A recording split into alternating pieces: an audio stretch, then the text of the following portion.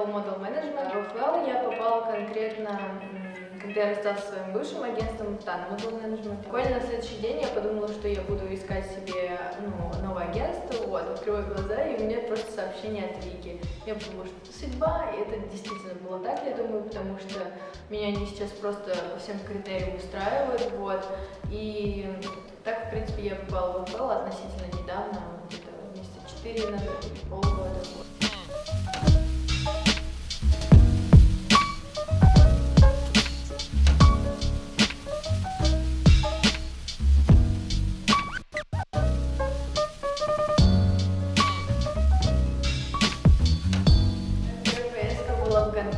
Это была просто, я не знаю, самая прекрасная поездка, которая у меня когда-либо была, куда-либо.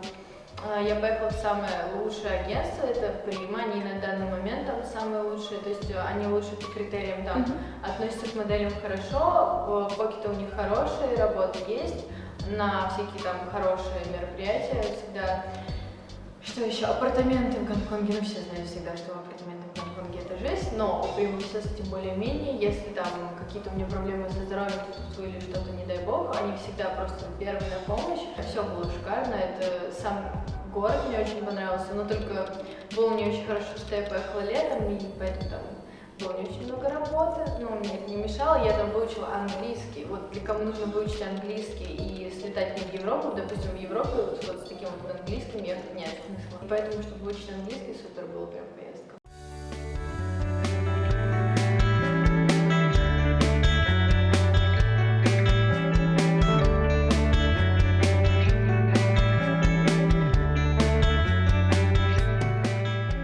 Про Гонконг я вот пройду и скажу точно, то что очень там важно следить за питанием, потому что помимо всякого фастфуда, который я ела, и всяких сладостей, я все, что там ела, реально фастфуд, сладости, эктарты, если кто-то был в Азии, эктарты, знаешь, что такое? Это сладкое яйцо, какое-то странное, но оно очень вкусное.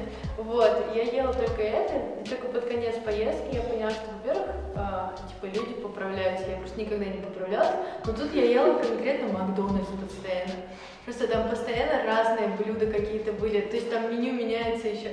Я просто идиотка была, не знаю, что я так делала. Вот, и, в общем, там еще есть правильное питание, там дофига фруктов, там дофига смузи продается. То есть если там питаться свежими фруктами, авокадо, ты вообще будешь в отличной форме, и помимо этого правильные питательные вещества всякие там получать, вот, так что я советую тем, кто едет в Гонконг, не срываться вообще на этом и обязательно следить за своим питанием, потому что, блин, от питания зависит вся модельная карьера.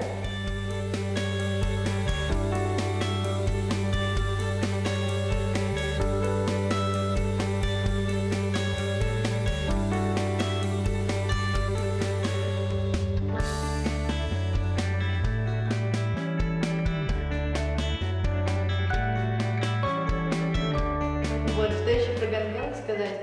У меня был шок только в хорошую сторону, то есть я никогда не видела таких зданий, я никогда не видела такого, просто это чисто Нью-Йорк, только немножко с китайским таким. Вот, и, а съемок никаких, ну какие, у меня была моя первая съемка трэшевая, потому что мы снимали зимнюю коллекцию, плюс 33 на улице. Это была главная первая съемка, и я такая, почему так, зачем мы это снимаем сейчас, когда солнце, ну и как бы жара. И меня снимали для рекламы, короче, Хэллоуина. Меня снимали так, только мои ноги, то есть это было странно, потому что все внимание было на моих ногах, их там разрисовывали в кровь, какие-то каблуки красные надевали, то есть это было смешно, там чувак с пивой сзади меня бегал, в общем, я просто вот так вот сидела, и такая, ладно, меня попросили выставить ногу, я вот сидела вот так.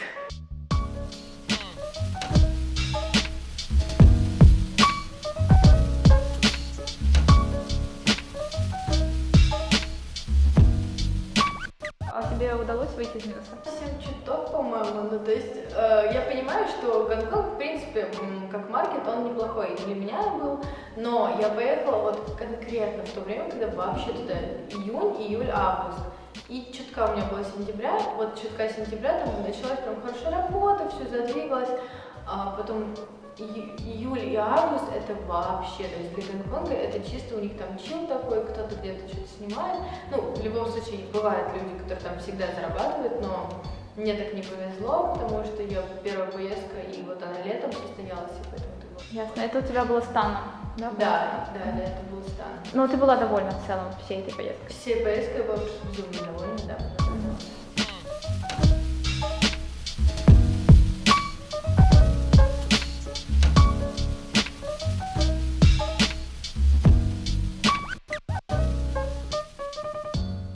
Я поправилась в Гонконге. Это был первый раз в жизни, когда я вообще поправилась. У меня конституция тела такая, что я, в принципе, могу есть много, но я не поправлюсь.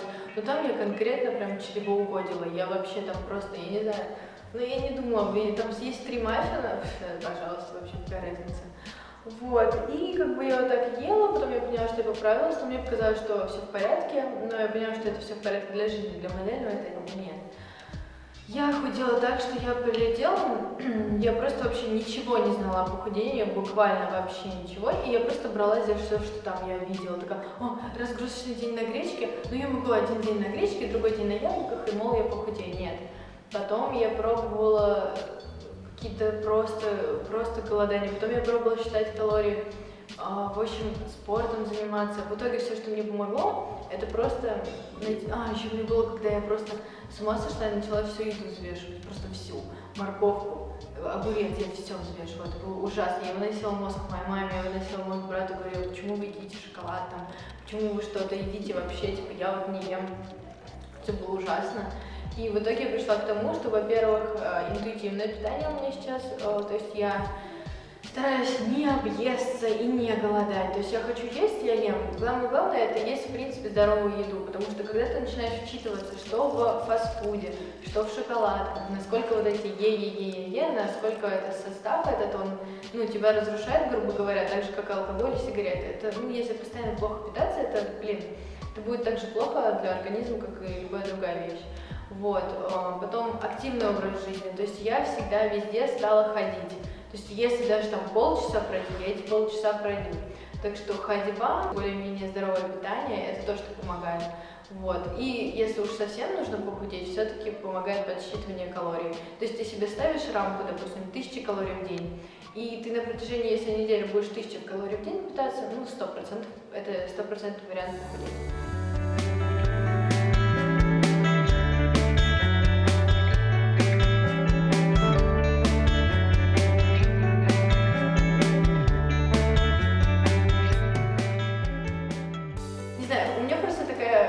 Штука, что мой рацион очень состоит из мало продуктов, которые я люблю. Я, допустим, люблю арахисовую пасту, хотя она калорийная, допустим, но я ее спокойно ем. Арахисовая паста, бананы, яблоки, овсянка, что еще? Я очень люблю всякие мучные хлебцы, мучные всякие изделия люблю, я, конечно, стараюсь их много не есть.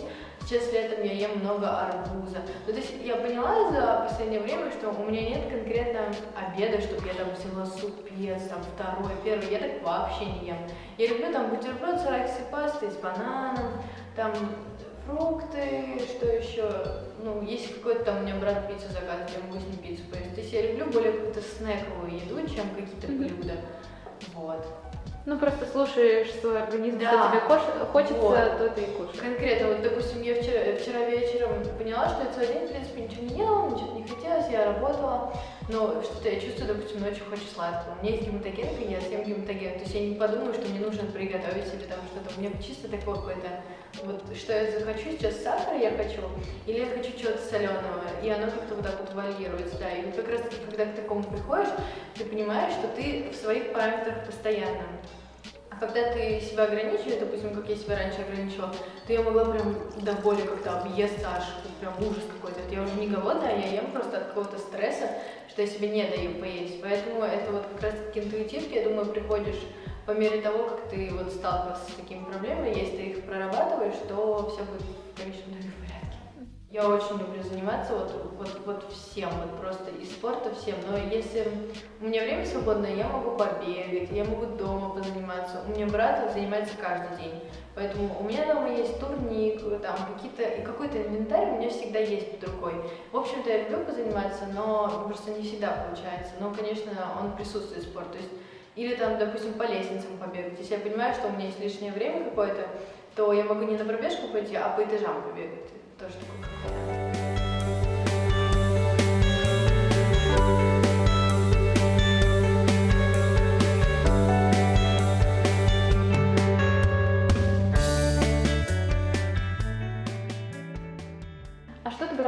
в свою первую поездку? И что бы ты посоветовала взять?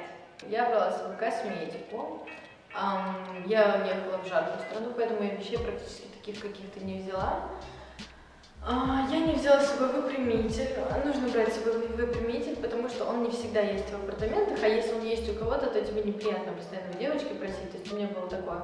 Вот, потом я еще посоветую найти, если в России, наверное, нет этих розеток специальных. Переходники, да. Переходники, вот, переходника. У меня не было, потом я с собой почему-то не взяла полотенце, я посчитала, что я еду в отель, и я такая, типа, зачем мне там дадут, говорю, мама, полотенце, приезжаю, в итоге это обычная квартира, куда ты должна взять свое полотенце. Вот, поэтому средства гигиены, в общем, это важнее, чем одежда, потому что одежду ты можешь купить там в любой момент, какую тебе нужно, платье тебе там нет, ты не взяла, купишь, а вот все-таки средства гигиены нормальные, которые у тебя московские, ой, не московские, российские, сказанула, российские, вот, и обязательно лекарства, вот какие, допустим, какие когда-либо ты вообще употребляешь, если у тебя редко болит голова, но ты, если у тебя болит, там, ты берешь нурофен, бери с собой нурофен, на всякий случай, то есть это тоже обязательно. В Гонконге я брала страховку, я ей не воспользовалась, но в принципе мне там как-то опухла лодыжка, и мы звонили по моей страховке, мы пытались договориться, но в итоге я просто она не так прошла, мы не стали, но я скажу, что это такое все-таки важная подстраховка, особенно если едет какой-то подросток, то есть который тем более не разберется, девочка там 15 лет, если не дай бог там что-то будет, обязательно должна быть какая-то подстраховка, она и тем более недорого стоит. Вот, так что в Гонконг, в такие азиатские страны, где тебя вообще не поймут, тем более обязательно тоже нужно брать.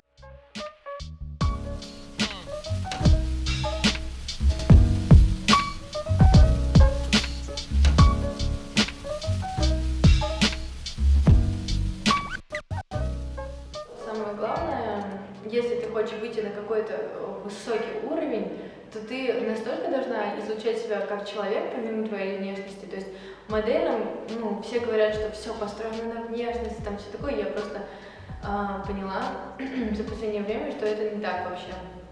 Абсолютно. Это модельная, это такая же жизнь, как и другая, и в ней человек должен изучать что-то. Вот у кого-то там фишка, вот какая-то доброта идет от человека, вот к нему будут тянуться клиенты. То есть обязательно нужно, чтобы какая бы ни была работа, ты умела общаться с людьми и находить общий язык. Поэтому английский язык, то есть да, он в Европе обязательно пригодится, потому что я уверена, что там общение это один из важных критериев. То есть я не говорю, что ты должна дружить с тем, с кем ты работаешь. Я просто говорю, что приветливость, она должна как бы исходить из тебя, да, приветливость и развивать собственную харизму. То есть вот я скажу, что, допустим, в 17-18 лет мне вообще ее, типа, я была вот просто я. Не чувствовала своей какой-то внутренней харизмы, поэтому я себя не уверена вообще как-то чувствовала, и, типа, такая всегда какая-то вот не в себе, ну, неустойчиво себя чувствовала внутри. И это прям видно было на мне.